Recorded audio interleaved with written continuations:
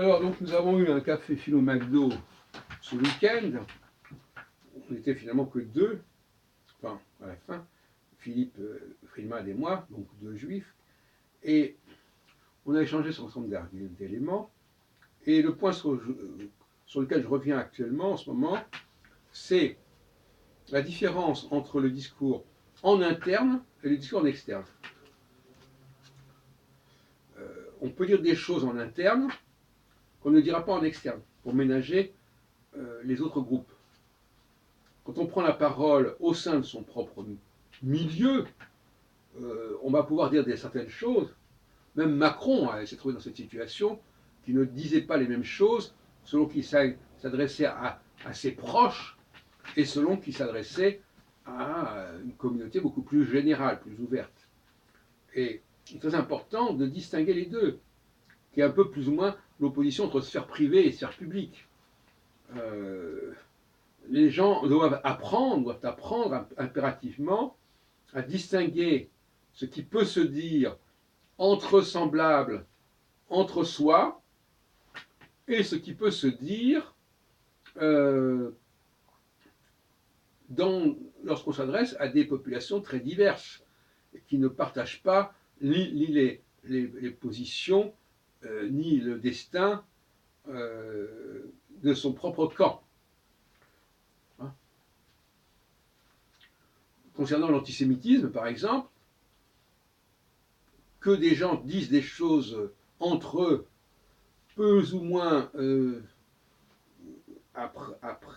approbatives sur les juifs, c'est une chose. Mais ça doit rester entre eux.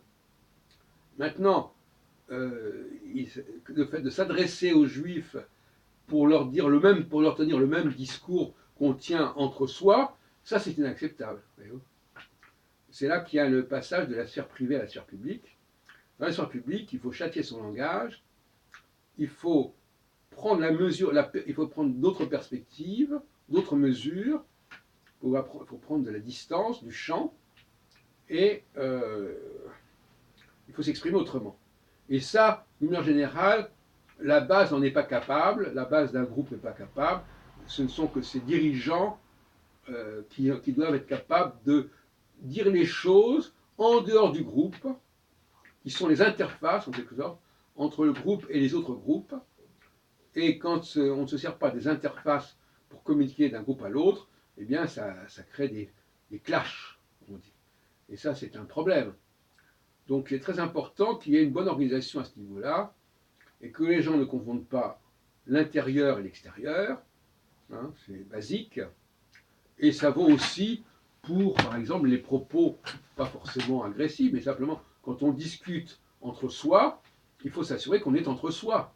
Alors, dans les transports en commun ou dans la rue, on entend des tas de gens dire des choses qui, sans être complètement obscènes, sont des choses d'ordre privé, qui ne font sens que pour les gens du groupe en question. Et trop souvent, on est harcelé, on est accablé par des discours qui ne s'adressent pas à nous, mais que nous entendons et qu'on nous force à entendre, ce que j'ai appelé souvent une forme de viol psychologique. Est-ce que, non, je crois que dans bien des cas, c'est de l'inconscience pure et simple. Ou alors de l'exhibitionnisme, on ne sait plus très bien. Les gens, avant l'invention des... Avant, les gens étaient beaucoup plus discrets. Maintenant, les gens n'ont aucune pudeur dans leur façon de parler entre eux, de raconter leur vie entre eux, que ce soit quand ils sont face à face ou quand ils sont au téléphone. Et on se dit, mais qu'est-ce que ça veut dire? Donc cette espèce de pollution de la sphère privée sur la sphère publique est inacceptable. Et moi-même, je l'ai déjà dit plusieurs fois, je n'accepte pas, j'accepte mal que l'on nous fasse entendre, parce que quelqu'un parle devant vous ou parle devant chez vous, hein, que nous fasse entendre des propos qui n'ont aucun intérêt pour la sphère publique. Dans la sphère publique, il y a un certain type de discours qu'il faut tenir, qui n'est pas le discours de la sphère privée.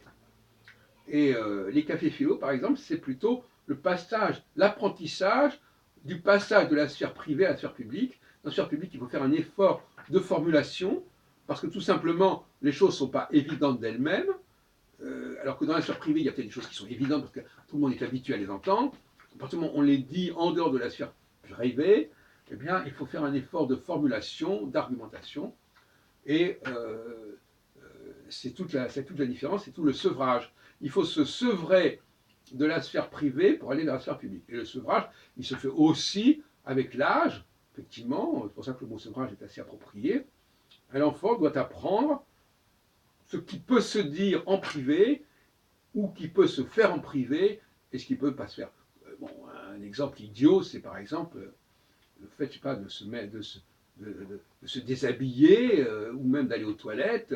On ne fait pas ça, on fait ça entre soi, chez soi, en tout cas dans un espace fermé, et non pas au vu et au su de tout le monde. C'est une évidence.